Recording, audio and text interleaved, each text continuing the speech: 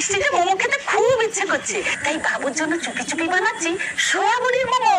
আজকে বৃষ্টিতে চুপি চুপি বাবুর জন্য বানাবো সুস্বাদু সয়াবড়ির মোমো। প্রথমে একটা পাত্রে ময়দা নিয়ে ওতে নুন আর তেল দিয়ে সামান্য জল দিয়ে মোমোর জন্য ডো বানিয়ে নেব। এবারে আছে কড়াইতে জল গরম করে ইমামি হেলদি এন্ড টেস্টি সয়াবড়ি দিয়ে 10 মিনিট সোক করে জল চুপিয়ে নিয়ে জুসি সয়াবড়ি গুলো মিক্সিতে দিয়ে দরদরা কিমার মতো বানিয়ে নেব।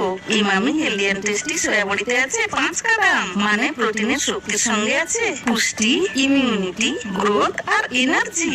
একটা প্যানে তেল দিয়ে পেঁয়াজ কুচি, আদা কুচি, কাঁচা লঙ্কা কুচি, ধনেপাতা কুচি, সয়াবড়ি কিমা দিয়ে নুন, গোলমরিচ গুঁড়ো আর সয়া সস দিয়ে 2 মিনিট নাড়াচাড়া করে মোমোর জন্য পুর বানিয়ে নেব।